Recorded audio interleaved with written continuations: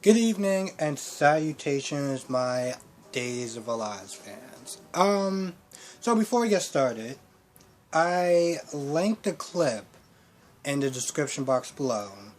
This is a clip of Lucas and Sammy, way back when, like early 90s, kind of back far.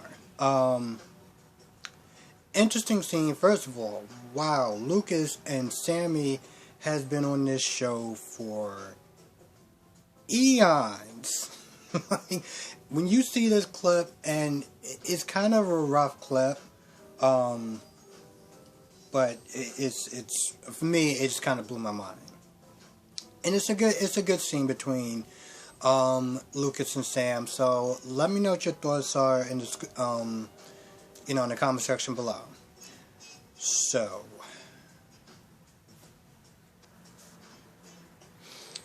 this episode was pretty interesting. Nothing crazy happened, but it was a couple of good moments. So, Lucas got around to apologizing to Trip for pretty much, everything. And listen, if I'm gonna be honest, and Trip also agreed, at the end of the day, Lucas was just being a father. He was just doing anything, he was just doing what any father would have done if something happened to their daughter. So, I mean, listen, it absolutely sucks that he got the wrong person. We knew it as the audience, but for the characters, they did. But he apologized, and I think he accepted it, So, and then, at some point, no, not Charlie, Lucas told, Trip about the whole Charlie, not being extradited or anything happening to him as far as the law is concerned because, jurisdiction and he said, she said. Well, I think it's a combination of both, but, he said, she said kind of scenario. So, yeah. But, you know what? He apologized. So, at the end of the day, that's really you can do. And it seemed like he accepted it. So, good stuff. Now, on the other side of town, you got Allie Smith there talking to... Marlena. And, Allie feels bad for, her accusing Trip of everything. Said that she apologized and, she doesn't know if he's going to forgive her. And Marlena's like, eventually he'll come around. I'm like, that's kind of his choice if he wants to come around. You can apologize and that's great. And that's all good and well. But at the end of the day, you can't expect somebody to sit there and forgive you just because you say you're sorry. That's just not how things work. Now, here's the thing. I got some flack, some blowback, which is fine, because it's an opinion or whatever, about the way that my take on the whole Allie situation. And I don't want to sit there and keep harping on this, but I think my issue was that she wasn't 100% sure. Whenever she talked about the incident, she was never 100% sure. There was always hesitation, there was always a little bit of doubt, and that was my issue. When the DNA test came out, then it was just like, alright, this is more confirmation that Trip, to the character, did it. So at that point, I was just like, alright, it is what it is, so whatevs. But that was always my issue. Anyway, besides that, I don't think they really talk about anything else. Oh, they talk about, at some point, I don't remember they really talking about anything else except for the fact that they got, magically they have food poisoning at the same time and they just couldn't be there to, do the whole wedding thing. Now Lucas comes by and Lucas tells, Allie about the whole Charlie situation and about how this dirtbag.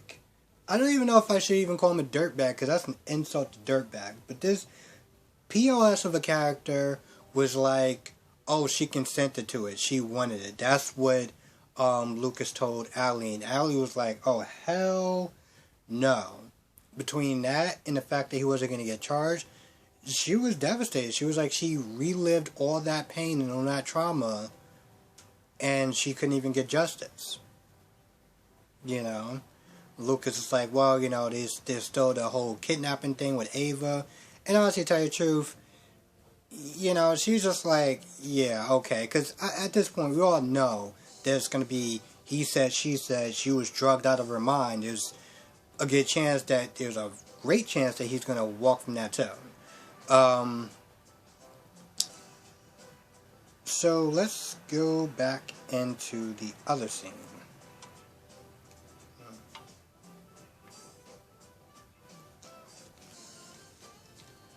So, Claire, well, Charlie is just delusional as F at this point. This dude still thinks that he has a girlfriend, and he has a job, and he does not have either of them. Listen, here's the thing. Even if, Victor didn't own the company, you honestly think any company would sit there and still employ you?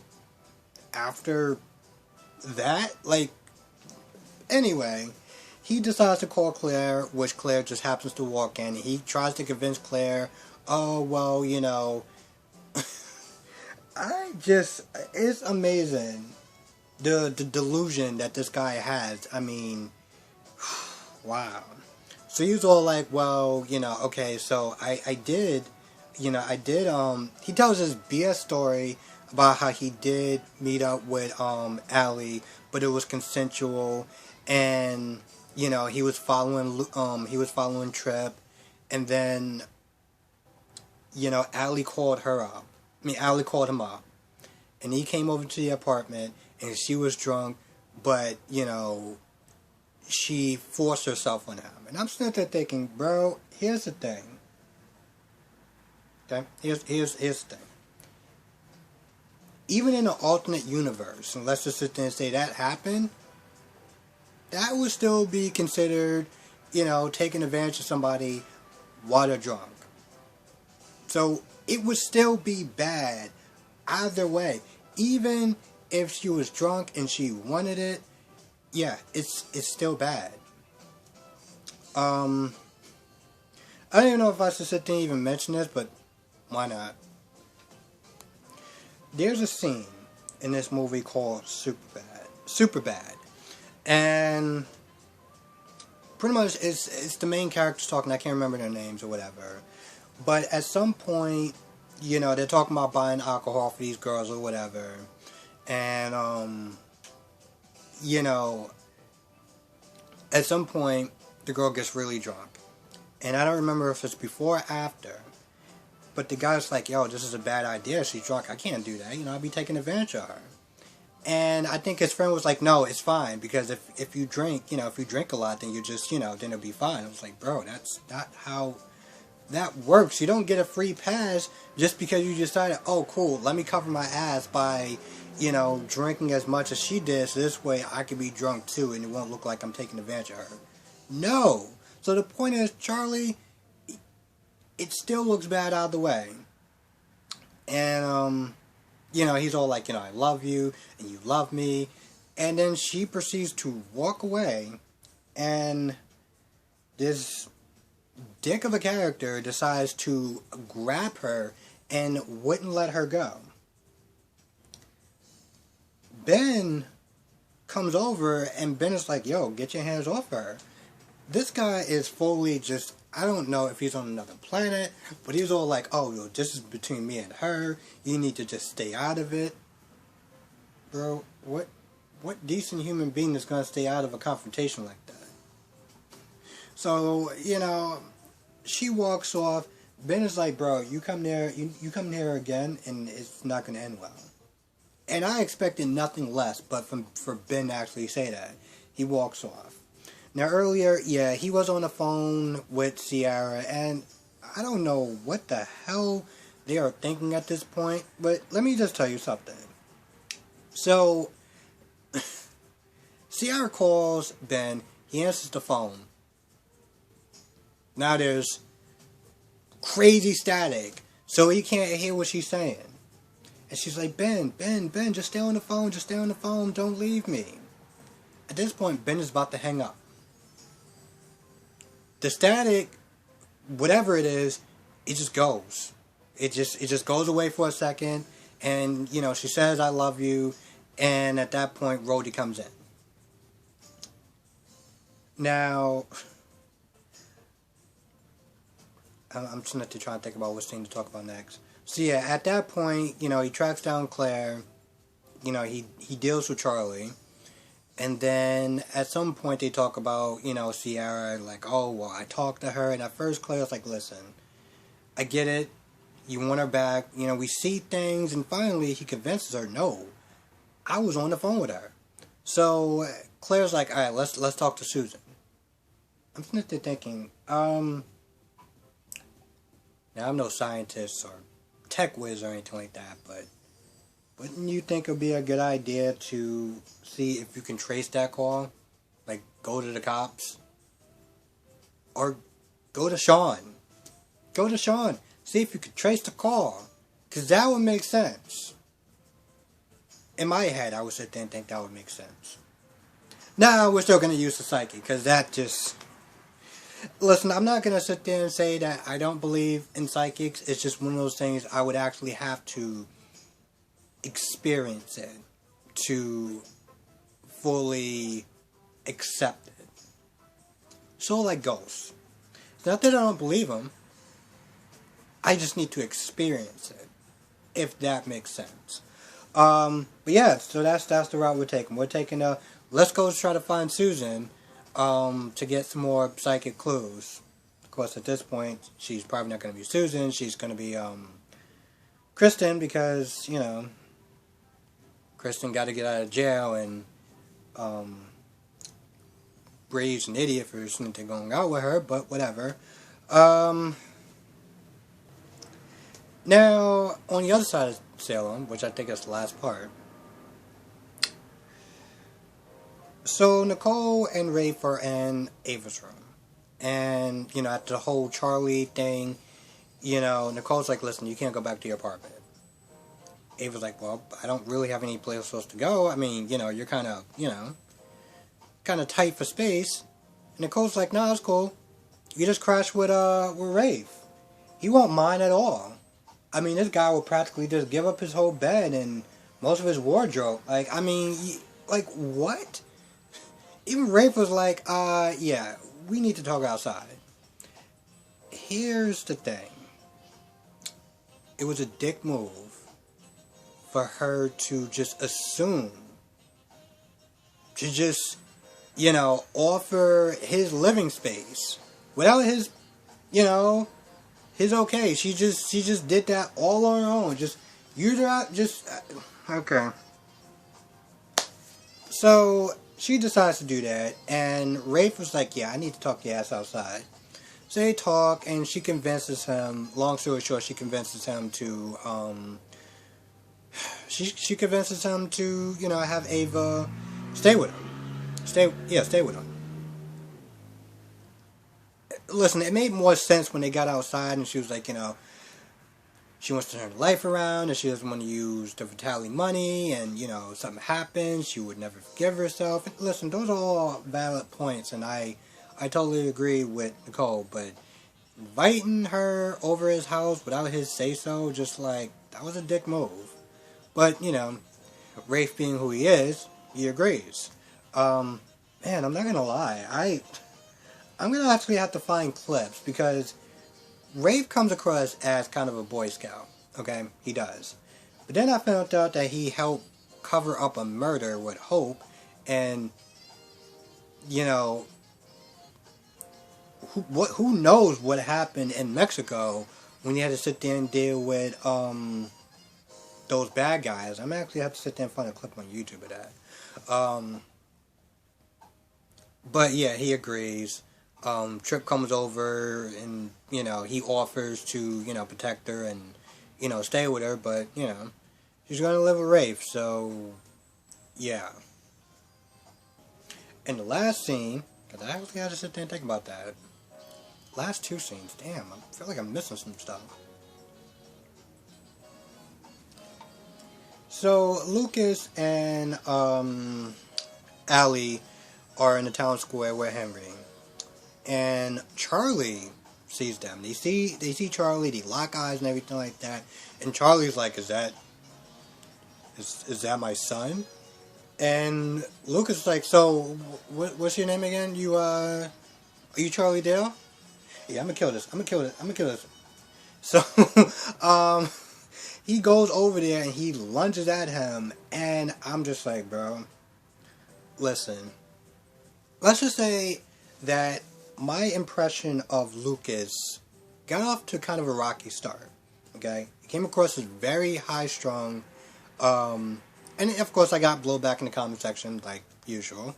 But he came across as very high strung. I didn't know who this guy was. But yeah, he came across as very high strung and just like very just in your face. And I was like, bro, you need to just you need to take it down a little bit, But between the scene that I saw with Sammy and the fact that he is a father, I was like, bro, listen, as much as I would like you to strangle the living life out of him, he's not worth it, bro. He's not worth it. Let him go. Allie convinces him to let him go, and then, Charlie, kind of goats him into sitting there threatening him, Lucas is like, I'm gonna kill you.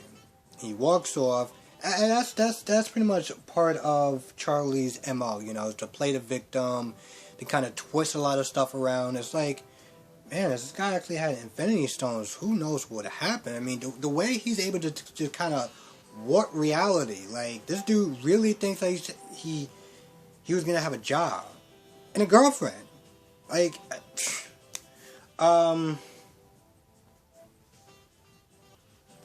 Now, when Rhodey, gets back inside Sierra's dollhouse at this point, because that's what I'm going to call it, when he gets back inside, he threatens Sierra. He's like, you tried it again, and, I mean, bodies show up all the time, a lot of unsolved murders and stuff like that, so, just, you catch my drift. Good, okay. So, he goes back to the prison to talk to Vincent, and instead, he's talking to Orpheus, because I don't really know why, actually. So this should be interesting. I don't know what's going to go on with that, but I am curious. You know what else I am? I am happy that I actually got to watch it. I am happy that I actually got to watch it on Channel 4 instead of YouTube. So that was cool. Anyway, if I miss anything, let me know in the comment section below. Also, the link for the video, because I won't do this too often, but it's just certain little clips or whatever I like, and now that I actually know how to link videos in the description box, I figure, something to do. Let me know what you think of this clip. Yeah, this clip is old, like 90s old, but it does kind of play into it a little bit as far as what Sammy did with that guy who's walking around town bragging that he did this, that, and the third, and Sammy wasn't having it. And you know what? Listen, I may not always like Sammy, but in this instance, we could not have been on a more same page. Like, this guy deserved that, and I'm glad it happened. And it, this clip kind of shows you a really terrible pack mentality. Which, yeah. Anyway, with that being said, let me know what you thought of this episode. Let me know what you thought of the clip. Be safe. I will catch everyone in the next video.